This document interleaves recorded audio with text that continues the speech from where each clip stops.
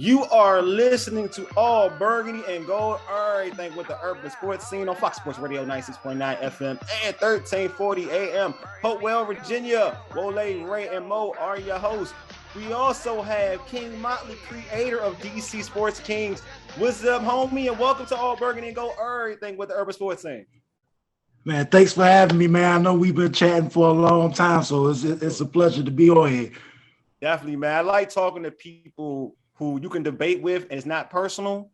You know what I mean? Like, and it's all about common sense debates, and that's one thing I like about you. It's not like you have to be right. A lot of people want to force themselves to be right. They want to do is hear their point of view. But I like that you can actually debate, listen, take that in, and come back a rebuttal. And it's not like off something that's like off a I gotta be right type of thing. Hey man, I've been talking sports since the age of 4, thanks to my dad. And so, I could talk sports all day, and it's not personal, man. Everybody got an opinion. No, everybody's fans at the end of the day. Exactly. Love it, man. I love it. Hey, subscribe. Oh, before we get into our own little spiel, tell our listeners about your platform, your blogs, and also how just your social media. Your social media in general. I started DCSportsKing.com a while back. It started out as a hobby, but then I got contacted by Yardbarker.com, and we got put on for nationally syndication. And since then, it's been like booming and been rocking and rolling. And I'm also at DCSportsKing.com, and I'm also an influencer for Fansided. So if you follow my platforms, DC Sports King on Facebook, Twitter, and IG, you will get a lot of Fansided.com reports, because I also am an influence for them. So I'm out here trying to be my own little ESPN on my own.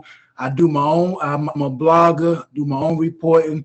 Also a digital graphic designer. So if you go on my IG page, you see all the designs. It's either me or my 14-year-old son dropping the graphics. So shoot, and I negotiate my own contract. So hey, I'm doing it all as much as possible. Awesome. And you talk about DC sports, right? In general, right? That's what it is. Yeah. In general, yeah. I mean, of course, Washington football team, or whatever the name will be, is the biggest. It's the biggest traffic driver. But you also got the Nationals, Capitals, and the Wizards, and Maryland Terps, and Georgetown. And we'll be with the Fansided deal. We'll slowly be branching out with a little more national news than normal. Awesome, man. Everybody, make sure you check them out, man. Gotta do it. Hey, subscribe to our podcast on Spotify, Stitcher, iTunes, and Google Podcasts. Just search All Burgundy and Gold, everything with the urban sports scene. Also tweet us at Urban Sports Scene and hit us up on our Urban Sports Scene Facebook page. Also, make sure you subscribe to our Urban Sports Scene YouTube channel as well. All right, man, it's time for the pregame. Here's what we have on tap. We'll recap the Washington football team defeating the New York Giants 22-7, and we'll talk about some Washington football team off-season, I would say, news or lack thereof or whatever, but we're going to talk about that stuff as well. All right, Mo, you start us off. Hey, man, I wanted to know how important the victory over the Giants was to you and towards the fan base, because I know I put a couple of dollars on it before the season started, and I shouldn't have made that. I shouldn't have did that. They came back to bite me with the clean sweep this year. So how important was this victory over the Giants for the fan base? Well, I say for the fan base, honestly, it's a win for the fan base. You get bragging rights about beating the Giants. And honestly, right now, I know Washington fans don't want to hear it, but the way things have gone the last few years, the Giants have been more of a rival than the Cowboys right now. Because it's like, if you look at it aside from injuries, the Cowboys is like a tier above everybody else in the division. So right now, it's like, hey, let's take a step ahead of the Giants as we improve and rebuild. So getting a sweep, especially after losing 4 in a row, and Daniel Jones was pretty much killing them, before this season, it's a huge win, at least, even though it hurts the draft position, but it's still a huge win for the fan base, because now you can at least say, you look at the Rams lost to the 49ers 6 straight times. Washington avoided that with the Giants. Now it's, Because right now you look at it, they kind of fire and hire coaches in the same rate. So right now, at this moment, they're more rivals than the Cowboys right now, injuries aside. Ray, you was making a face, Ray. Did you not think it was a big deal for the fan base? Not at all, my friend. Actually, people seem to be more excited about this new name and the new uniforms these players keep talking about than they were about this win of the Giants. I mean, everybody wanted Joe Judge, of course, rightfully so. But this was a 4 preseason game delayed to the end of the season. That's all it was. That's what it was. This was meaningless, and we know it. Come on, man. Like, why would you be excited about Wole? You the one that said it earlier, matter of fact, because of course we have another platform, and you said this was a 6-10 season with an extra game that somebody gifted us. That's not how you. Exactly. No, you're right. That's how I said it. But no, that's exactly what it was. So yeah, man, there's no excitement in winning, and the Giants just had a horrible season. To bring in Kadarius Toney, did he score a touchdown this season, Mo? Because Mo's a Giants fan on here, and Wole set you up to read that too. By the way, I'm sure he did. I'm aware. No, I wanted him to he's a Giants. I wanted him to start the show off. I don't do that to me. I'm not that type of person. He set you up, Mo. But yeah, the Giants had a terrible year. Obviously, they didn't clean house. Whether it was on purpose or not, it looked like Gettleman a step down. But regardless, I don't think there's no excitement because of the state of the Giants and the state of the Washington football team at this point. I think it was more. I think we said this on the prior show. I think it's more excitement for like a Coach Rivera, and I said this on the other show because the reason why I say that. Could you imagine you had lost the game? Yeah. So what would have happened? Like how would that look? You asked the same question. Yeah. No, I'm saying, but no, that's not the same. No, I actually changed it up. It's not the same question. I changed it. But what if you're saying, what if he lost it? I'm just saying, being real, we're putting this on because it's a Watch Football Team podcast. So I might as well put that out there. Like, what if, like, he lost that game? Is it the same? Is it the same energy? Is it the same energy? To the list. Add it to the list with the Washington Post story with the exactly. That's what I'm saying. Bruce Silence. So it wouldn't have been that bad. No, bro, Ray, I'm telling you, it's bad, bro. Like Twitter, they go ham already, bro. It would have been horrible. It would have been horrible, bro. It would have been horrible. Especially since the Giants tried to lose that game. They did everything possible to lose that game. And it was like you watching it and going into the third quarter, it's like, look, it's close. They trying to lose. Why is this game so close? Yeah. If it wasn't for a pick six, dude, it probably would have been a last-minute drive, bro. Like, that is terrible. Jake Fromm for the win, baby. Listen, as he just said, the Giants were trying to lose. Did you see the end of the half? What was that? Did you watch the game? It's been on every highlight reel. I definitely watched. I had to. This is what we do. I know it's terrible. I know it hurt. I honestly think Joe Judge gassed Ron Rivera in Washington, not knowing he was going to get fired. But I think he gassed them to win that game so that they can have better draft position. In all honesty, because the comments that he made. And then the way they played, it was like, yeah, we really wasn't trying to win this game. And it just Washington just struggled to do it. That's all. Man, like you said, man, they came in the game trying to lose. The minute that they put Jake Fromm the starter. Jake Fromm was named the starter like on Wednesday. I said, no way. The way that he was throwing, he got pulled from the previous game in Chicago because of how bad he was playing. And then you start him. I know Mike Glennon was hurt, but somebody, anybody, right? At that point, somebody, anybody. Yeah. Well, you know what? Yeah, go ahead. What you had the quarterback sneak on 3rd and 8? Oh, I don't pay. Oh, that was terrible. You had two bad teams playing football. It is what it is. All right, so go ahead. Nah, go. Hey, stop him now, Wole. He going. No, all I was gonna say is when you're that bad, that's what we succumb to. All right, I feel you, right. You know what? We're gonna go. Mo is finally humble, man. He was excited too. He had a Saquon jersey on the beginning of the season. Hey, don't leave that man alone. Now the man took a side job and didn't watch the game. He got his hat looking a little beat up in the front. Like it's a tough night for Mo right now, man. Look, man, we done. Season over for both teams. Season's over. All right. Both teams play hard. Go ahead. Both teams play hard. You know my quote, right? Both teams play hard. I'm Rasheed Wallace. Both teams play hard. All right, season's over. The rookie linebacker Jamin Davis didn't have the best season. I think that's out there. Everybody has said it. Many within the fan base have been pretty hard on the kid, to be honest with you. Do you think the fan base is a little too hard on him? I would say it's too hard with the comments that I kind of see from fans. But in all honesty, when he was drafted, I questioned the pick the day of draft. Okay. So honestly, I questioned it for one because Joke was dead. I understand he had the health issue that needed to get cleared. But if you were going to draft a linebacker, especially where Jamin Davis is kind of projected to be, which would probably be the will linebacker, Joke was the better choice. I mean, I don't know. I wasn't. None of us was in the war draft room with Rivera and them to know what information they did have. But I do think it's harsh because look, it's rookie season. Linebacker at times, especially the way they move them around, it's a hard position to learn.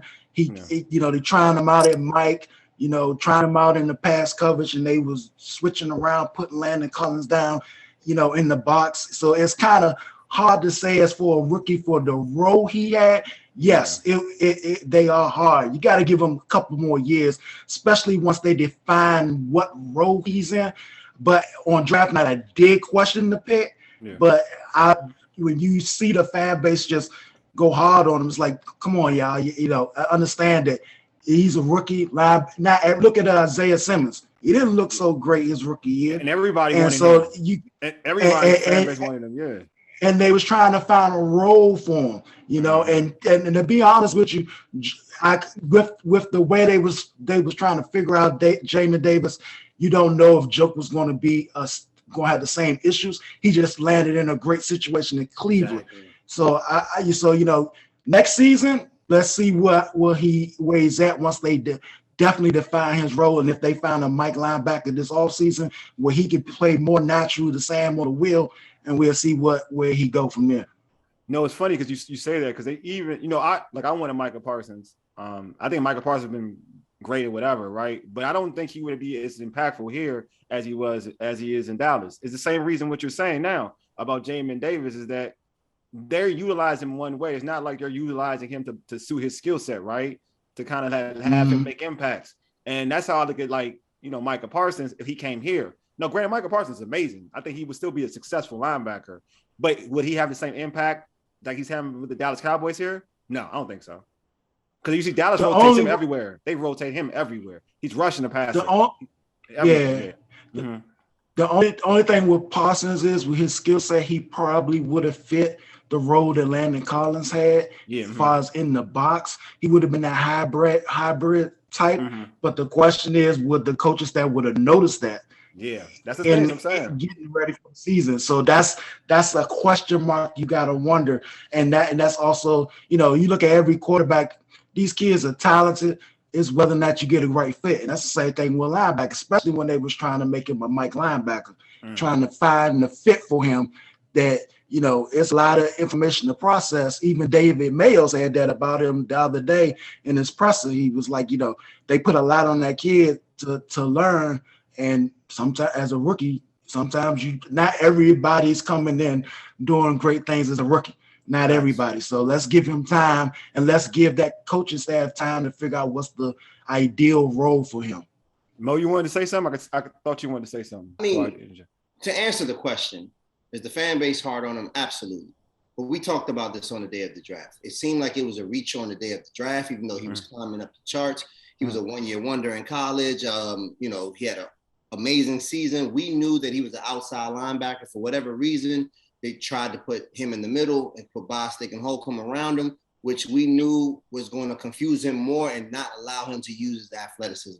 Everything about that kid's makeup says Will or Sam, depending on what defense. But I think it goes back to what you've been saying all year, the coaching staff. The coaching staff, are they really coaching? Are they doing the things that they need to bring him along properly? I don't want a year of you messing with the kid's psyche and his confidence to tell me that you're going to figure this out in 2 to 3 years. This kid was a top 20 pick. He was a top 20 pick. I don't care what nobody says. A top 20 pick, you need to come in. You need to be a contributor, a major contributor year one, if I'm picking you in the top 20, right? But I'll take it back to what I said before. The worst thing that happened to that team was they made the playoff with that record. As soon as they did that, you ended up making a decision like that in the draft rather than something else that you could have did, right? if we're being completely honest, you always got to go to this statement because something this statement has nothing to do with this topic. If we're being completely honest, it has nothing to do with this topic. That's why I'm laughing. No. If we're being completely honest, if you don't make the playoffs, if you don't make the playoffs that year, you're right in position to get Micah Parsons without having to move, right? Dude, you should have got Micah Parsons anyway. You should. I mean, but then you have to come up. You have to move up to get him. You don't know. If you don't know what you're going, you just said yourself, you don't know that Micah was. No, I wouldn't tell. I mean, I just know the talent. The talent alone is just too real to not the bad. It's just, for instance, it's like he's too talented. Like, and you said yourself though, but you said yourself like Jamin. Like, all right, so I did a bunch of mock drafts, and Jamin was like a second, third round. So when he got drafted in the first round, I was like, all right, wait a minute. I knew he had the skill set, like the skill set in terms of God-given ability was amazing. Mm-hmm. But even I was like, on most of my mock drafts and stuff, the one I even participated in, he was second, third. There was nobody that had him in the first. But why did they draft him? The buzz from the playoff year, they felt like they can get an impact. They got the wrong. I don't even know why he's saying it.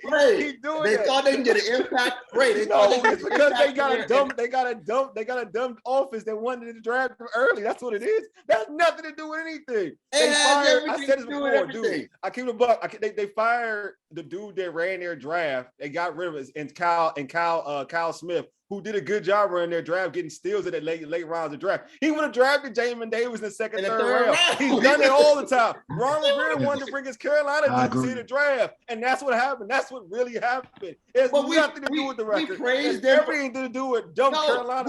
Listen, man, we praised them for bringing. Is it Mayhew? Is that his name? I ain't praised nothing. Bringing Mayhew, right, Bray?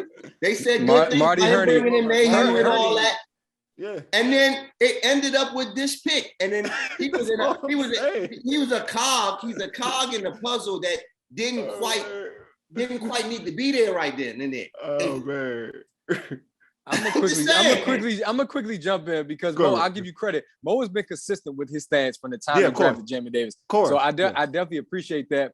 But in terms of the fans, it's the Mason Foster effect. I said this on our post-game show. When you are used to seeing linebackers that lack that sideline to sideline speed, and you draft a dude that athletic, the expectations were going to be high. Sure. Period. Wole was in the preseason like, oh, we got fast linebacker play now. Because you saw the athleticism. And then again, shout out to Lake. He came on the show and was like, he's dumb athletic. So the buildup was real. And that's what I told people. And Wole's been preaching it for years now to stop looking at training camp, man, and get excited. Bro. Like, chill out with all that. Yes. God, stop. You know what I'm saying? But go ahead. No, you're right. Stop. I was just saying, you're listening to All Burgundy and Go Errrything with the urban sports scene. Right now, we're chatting with King Motley, creator of DC Sports King. And fam, we're having this discussion right now, and we're not talking about the playoffs because the Washington football team did not make the playoffs. Right, Mo? That's a good thing, huh? Because they can have been talking about the playoffs in the first place. Anyway, we're not talking about the playoffs, but what does this team have to fix to ensure that they change this narrative and make the playoffs next year, which is a make or break year 3 for Coach Rivera? King, jump in, brother. Hey, first, number one priority is finding a quarterback. That's the number one priority. They got to find a quarterback. You can praise a guy and hype him up higher. It's the Tim Tebow effect right now with Taylor Heineke, and I understand he's a good backup, but he's Gardner Minshew / Tim Tebow right now. Being honest with you, if you watch the way he's playing on the field, you got to address the quarterback position, whether that's in the draft. I know people say whether that's in the draft or whether that's a veteran, but I know I don't want to go off topic, but next season, if it's something like this, Ron Rivera's on the hot seat. So he should know that, and veteran quarterback comb in that market, whether it's a free agent or whether it's a trade, has to be it. But whether they do go ahead and draft a quarterback and you let the next coach that rookie, either way, they got to address the quarterback first, and they got to get a number 2 guy for Terry McLaurin. Right now, their offseason should be this. Let's make sure that Terry McLaurin, if we don't franchise tag him, doesn't go home to Indianapolis to play for the Colts or go play somewhere else. Right now, that's the biggest thing, is to keep him in Washington. And the first thing the two things you got to address: a quarterback that can get him the football on a regular basis, and a wide receiver that can alleviate the pressure for him. Because you have the running back. Yes, you need another running back behind Antonio Gibson to take the load off of him, but you have a lead feature running back. You have a tight end once Logan Thomas is healthy. You got a tight end. You got a decent offensive line, even if they lose Brandon Shreft. So right now, the top two priorities is quarterback. And I know Curtis Samuel's there. I know he's there. He's there. That's it. He's there. Yes. But you gotta whether or not he get healthy enough and become that number two, or you gotta go find a number two quarterback and a number two wide receiver. Because right now you gotta keep Terry McLaurin here past 2022. Hey Mo, you wanted to say something, man? Man, this team, I think, really, the quarterback situation is big for sure. Yeah. But I don't think you want to put all the assets towards getting a quarterback. You don't want to trade for a quarterback. Like a veteran, you get a veteran on the market right now, it's probably going to be Jameis or somebody like that if he doesn't re-sign with the Saints or something like that, that kind of situation. You're getting what this team needs to do is they need to get a stopgap. They need to hope for what you said that they don't need to hope for. They need to have a bad season next year. Bryce Young can come out. His quarterbacks can come out the year after this one that could be right in position to fix this problem so that you're not trading up to get a player once again, 2012, mortgage in the house to get the quarterback and they not work out, because we know that quarterbacks aren't a lock, right? So you either stick with Heineke or you get you a veteran that can come. He's under contract. He has to compete. He has to compete. No. Right? Last year. No more Heineke. I know you and Ray are done with it. And I don't think Heineke is the solution, but he's on the roster. What else? There's not much more in the open market that's available. And the quarterback class this year is not good enough to come play and be Matt Corral ain't it.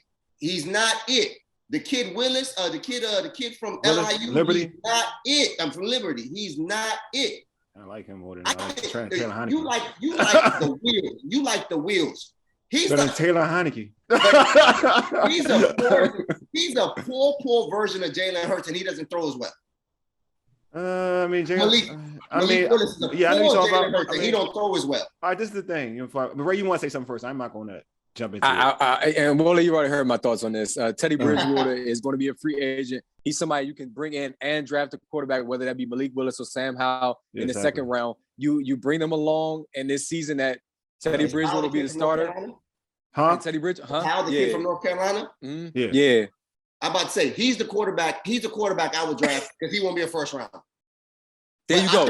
But he should have been a first rounder. He had first round buzz last year. I like that kid, man.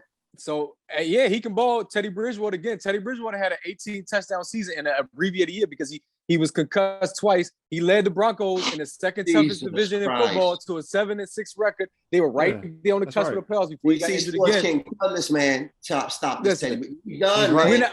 You got Heineke right now, so Teddy Bridgewater. Yeah, bro. So I don't know what you argue. This Heineke's your quarterback. Trubisky would be better as well than Heineke. So I said Trubisky last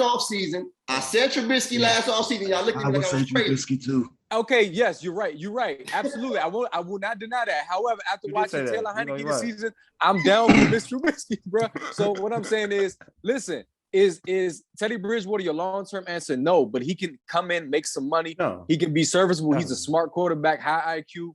He's got an arm actually in comparison to, again, the guy we're discussing. So I would do it, draft Howell in the second round, and you can bring him along this season. Scott Turner's an offensive genius, so that's what I'm looking for. That's what I'm hearing, right? That's what I'm hearing. Hey, go ahead, Kane. You heard that sarcasm? I would say this.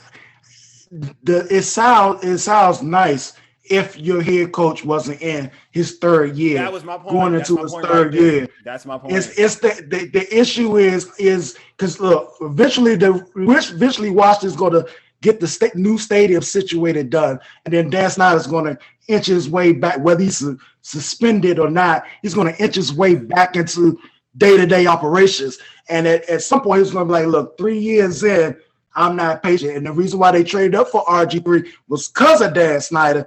So you got to address that quarterback position first and foremost. And Teddy Bridgewater is not a – with Teddy Bridgewater, he's a smart quarterback, but it's not a 5-yard pass he doesn't like. And you trying to keep Terry McLaurin, he would be so frustrated in an offense with Teddy Bridgewater. I'm just going to say that. Let me take this point to Dan Snyder. Dan Snyder cannot put this man on the hot seat next year. He's literally basically turning the narrative around on this franchise. He has to see this man through. He owe him that much. I'm gonna jump in. I'm gonna jump in when you're done. I'm just saying, you're talking about a year where you can't be the owner. Your wife is the owner, right? I see your point. You don't botch the whole Sean Taylor memorial. You had a year that you didn't make the playoffs. Yeah. After a year where you shouldn't have made the playoffs, but you made it, and whatever, and that cost you this season, right? This man is going through all the scandals that this franchise is going through, this name change situation. Man battling cancer, sticking out there. You got your nimwit quarterback going to parties with adult entertainment and not wearing a mask and putting him at jeopardy. He owed this man whatever the contract was before he started coaching. He owed this man that much time. What? Talking about it on the hot seat after the third year. The hot seat, nothing. All right, so now I'm going in. Now, so he can't be in the hot seat. The reason why he can't be in the hot seat, because again, at the end of the day, it's still in every program that you're running, every program, every coach or whatever. I mean, all valid points, Mo. I get what you're talking about, dealing with cancer or not. But you're 3 years in. If you're going to do the quarterback thing, the whole quarterback thing, you do that year 1 or year 2. You're not in year 3. Year 3 is your old in every coaching situation. Year 3 is the pivotal year in every coaching situation. You even look at Jay Gruden. Look at Jay Gruden. All of these coaches and not just the Washington football team. All situations. Year 3 is a pivotal year. Hey, so you're going now. That's the reason why going back. The reason why what I'm saying is you get a vet and draft a quarterback. Because now what you're doing is you're showing face that you're trying to win games. And for not even just the Daniel Snyder thing, real talk, bro. What's the issue about folks coming to games? What's the issue? What's the issue with the stadium? They're not getting attendance. If you have another bad year, it's going to get even worse. That's putting more pressure on the organization. You say that now. I'm telling you, you say that now. But you're saying that right now because of the situation and the image. But if it gets worse in year 3, year 4, these fans right now don't have that much patience. So you're telling me you go through another year, you went 7-7, 7-9, 7-10. You get a rookie quarterback, start a rookie quarterback. You go through that situation. Just say you go 4-13. What do you think gonna happen? Nobody said start the rookie quarterback. I'm just saying that. I'm just telling you, like you drafted, like what you do is you guys are. No, I'm just telling you, just in football. I'm talking about football. I'm just talking about in the history of football. When you get a new coach, the Dolphins just fired Brian Flores. That's what I'm about to say. There's more to that story, guys. No. There's a lot of bad. Joe Judge, how many does Joe Judge get? Ray, that man must not want Deshaun Watson. That's the only reason he got fired. No, Joe Judge. They said Deshaun Watson. No, they said Deshaun Watson. Wanted to play for him. He wanted to play for him. Yeah. So all right. So Joe Judge. How many years did Joe Judge get? Listen, I was just saying when you was going on the tangent that I wouldn't know because the last 3 coaches since Coughlin have only got 2 years. I'm just saying, coaches. I get you. I'm just telling you, like literally what happens. Even here, even with Jay is a good example. They already run Jay out until he got in the winning streak. So I'm just telling you, year 3 in all situations, that is the year you're supposed to show true progression. Shanahan. All right, well, I use Mike Shanahan for an example. That year, folks were starting to before 2012, people were questioning it. Then he said, "I got a new system." Boom. These coaches that you are mentioning did not have to re-image a whole franchise. You still got to. But no. There's another. I told you there's an issue with it. Again, you're not listening to the major issue. You said you can't tell the fan base that you're going through a 4-13 year and they're not going to come. They want to be 4-13 though. Well, 4-13 serves your purpose. It could be 7-10 again. They don't. All right, they can go 7. They won't go 7-10 on a quarterback. Let me get to my point. Why? You had a lot of injuries. On this team at key positions and key people. You're talking about your number 2 draft pick. Didn't play but half the year, right? Yeah. You're talking about William Jackson, your free agent acquisition, didn't play But like what? Did he make it to 10 games? Curtis Samuel played like 4 games on a pitch count. I got you know. All right. We got the offensive line getting hurt. We got people being out because of COVID. You got Bostic out, even though everybody wanted him out. You know what I mean? Like, you got injuries on this team from a playoff team the year before that wasn't really that, right? So you're in a position where it ain't what it really seemed like. And then the wide receiver, the number 2 wide receiver situation was a complete debacle. Diami underperformed. Curtis Samuel got hurt and could not perform. Who brought those guys in? Who brought them in? Who brought them in? The guy who's running the show is Ron Rivera. Running the show, right? So that the guy that's running the show brought him in. So that gives me more leeway if I'm Ron Rivera, is what I'm saying. That is the problem. That's the issue. The issue is that, and I said this before. King, go ahead first. Go ahead, because I don't want to cut you off. I do want to say something. I would just say this. I watched De'Ami Brown, huge ACC fan. He is exactly where I thought he was going to be at because he needed to learn the route tree. And I will say this, I give him this. He would have been able to run his strength if Ryan Fitzpatrick remained healthy. But because, you have a not so strong arm, you take away his strength. But at the end of the way he was hyped by fans, I'm not saying by the front office, they thought he was the next Terry McLaurin, which he didn't have the route tree that Terry McLaurin had coming out of Ohio State. I wrote an article when Terry McLaurin came out. The day he got drafted, I said he is not because remember the buzz was he was a special teams guy. Yeah. So if you watched his tape, he is a heck of a route runner. He will be better than a special teams guy. With De'Ami Brown, he's a go route guy, a post route guy. He doesn't have a quarterback that can throw that. But at the same time, he's right where I expected him to be, especially with Ryan Fitzpatrick getting injured. 50-50 ball guy, man. That's what you leave it to, and then 50-50 ball guy. Yeah, he had the quarterback play. But I'm just saying, like, they're going to need to be, like, Coach Rivera, he's made all the decisions. He decided, like I used the term, he chose violence. He chose the situation. Like, he decided to go with Scott Turner when he had Kevin O'Connor, who now is getting head coaching looks. Everybody trying to get Kevin O'Connell to be the head coach. He had him in the building.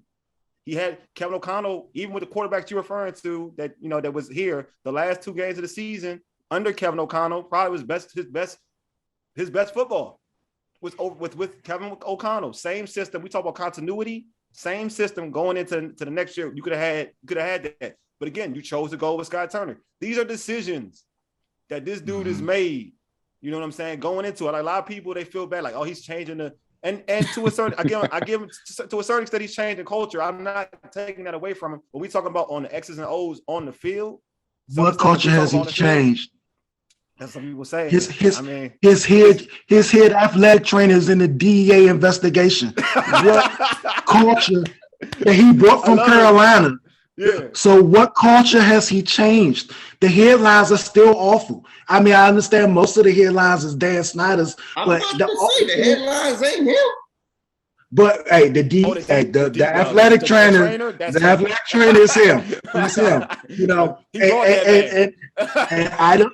Hey, and the whole debacle with the Curtis Samuel injury, because remember he lit into the media about surgery when it comes out a month later that the kid already had surgery. So you listen to Ron Rivera and a lot of things. I don't see the culture has changed. In a lot of ways it's still resembling Bruce Allen in a lot of ways. And then the glaring highlight is where we us fans, because we don't know what's in the background, we see the draft picks and the free agent pickups. And at the end of the day, you look at it with Kyle Smith out of that office, out that room, it look a little shady. If you think about it, if you look at every key player that's in Washington right now that we are saying is a foundation player, Kyle Smith drafted him. Ron Rivera has nobody in this building outside of Chase Young who's going to come off of ACL. So we got to see how that goes. But outside of Chase Young, maybe what about Gibson Cosby? No, Gibson is more. Gibson wasn't Gibson, and I will say this: Gibson and Young were still there. They were still with Kyle Smith picking, so they technically not. Yeah, they This technically is not no, Ron. he wasn't. No, Kyle Smith was on the You staff. said No, Chase. You said Chase, but Chase and Chase. wasn't even the same They year. both were on Kyle's side. But- They both were Kyle. But Yeah, that's they both on Kyle's side. Like to mean Chase because that's a second round pick. Second pick overall. Like you're a dude. What you going? Yeah. That's a hard one. That's a easy. But- Let's be real. That's an easy drink. But this year was Ron's draft. Like this is Ron's draft year. This is the year. And it's off season. Yeah, it's off season. He got Cosby. I'll give him Cosby. Like I give credit when credit due. Cosby was solid. But to your point, like this is off season. He chose to get Curtis Samuel. Mo, we talked about this. He chose to get Curtis Samuel. He did that. All right. And this is my issue with the Curtis Samuel thing. We about to wrap this show up, but this is my issue with the Curtis Samuel thing.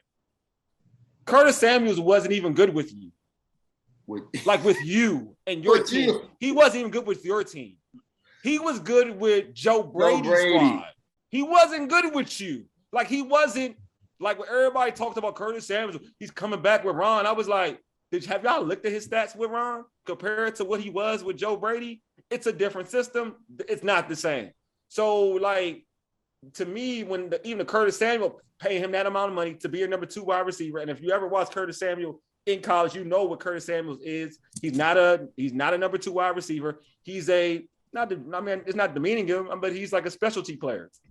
That's what he is. He's a specialty player. He's a playmaker. That's why I like to call him a playmaker rather than an actual receiver, whatever. He's a playmaker, but he's not a number 2 wide receiver. He's not somebody that you can rely on taking that much pressure off Scary. Isn't he not that guy? And everybody talks about speed. It's not like, all right, it's not like a Deshaun Jackson situation. Like Deshaun Jackson's speed is a little different. Like he does make it easy for everybody else. You know what I mean? Because he brings that fear. But it's not, Samuel is fast, but he's not like, it's not that type of speed. You know what I'm saying? Downfield. Exactly. You know what I'm saying? So that's the thing. Like Ron Rivera has made these choices. Like he's made the Jamin Davis second round, 19th pick overall. He's made that choice. You know what I'm saying? He's done this. So like when we talk about change of culture, and I'm talking about the product. All right. You know what I mean? I think people like to use that narrative because it's so bad. So anytime somebody comes into the media and talks this tough guy approach, they look at it different. It's different from Jay because Jay was more of he made jokes or whatever. And people were like, oh, players can't play for that. You know what I'm saying? Like you hear stories about Deshaun smacking Jay in the butt or something like that. Like Rivera won't go for that. It's just a contrast. The contrast changes. So now everybody's like, well, it's tougher than this. Therefore, the whole establishment has changed. To a certain extent, I'm agreeing with my man King. Like to a certain extent, how much different is it? To a certain extent, like how much different is it? So but the fan base will take it for what it is, and it is what it is. But I'm with you. Like Coach Rivera, he has a lot. Year 3 to me is a hot seat to me. Like if he doesn't do what he needs to do, he could be on the hot seat because it's year 3. And unless your quarterback that you draft, if you do draft a quarterback, right, and he shows you, say you lose some games, but he shows you so much promise, then we can have that conversation. If he's struggling, like, for instance, not to say he's drafted as high, but say he struggles like Josh Allen struggled in year 1, like it's gonna be different. It's gonna be like, hey, you gotta get the ball running. I think I like you guys' suggestion though. I think I like Sam Howell in the 2nd or 3rd round, and you get some quality players in the 1st because he's a starter since day 1 when he got to college. He has the experience, right? He's had championship game experience. He's had NFL level talent on his team. That defense has failed them a couple of years, right? So in North Carolina, I watched North Carolina closely because of a player that I knew there that played there the last couple of years. So he had all the buzz coming into the season until this year played out, and then there we go there. So definitely want to see what you guys do. Definitely, man. Hey, before we end the show, let our listeners know how they can catch you on social media, how they can catch your content. Remind my listeners, okay? They get kind of stuck. All right. Well, the website is dcsportsking.com. You can also read me on yarbaka.com. Anything, because I'm nationally syndicated, so anything that's on dcsportskings.com is on yarbaka.com. So if you're a fan of Yarbaka, you can read it. DC Sports King at DC Sports King on Facebook, Twitter, and Instagram. And yeah, you'll see my graphics. All of our we use our graphics for feature images on the website. So dcsportsking.com. Bet, man, bet. Also, you know, we're gonna try. I'm gonna try to get you on our other platform. We talk some Wizards because I know you do a lot of Wizard stuff too as well. So we're gonna probably rap about that too. All right, yo, subscribe to our podcast on Spotify, Stitcher, iTunes, and Google Podcasts. Search all Burgundy and Go Errrything with the Urban Sports Scene. Also tweet us at Urban Sports Scene and hit us up on our Urban Sports Scene Facebook page. My man Mo always networking. I love that. Appreciate it. Got it done, man. I'm following you, man. I like the graphics already. Love it. All right, thank you. Love it. Make sure you subscribe to the Urban Sports Scene YouTube channel too as well. All right, man. You've been listening to All Burgundy and Go Errrything with the Urban Sports Scene on Fox Sports Radio 96.9 FM and 1340 AM. Hopewell, Virginia for ages. Yiddy deuces. Hey, Mega. Get us out, big homie. Peace.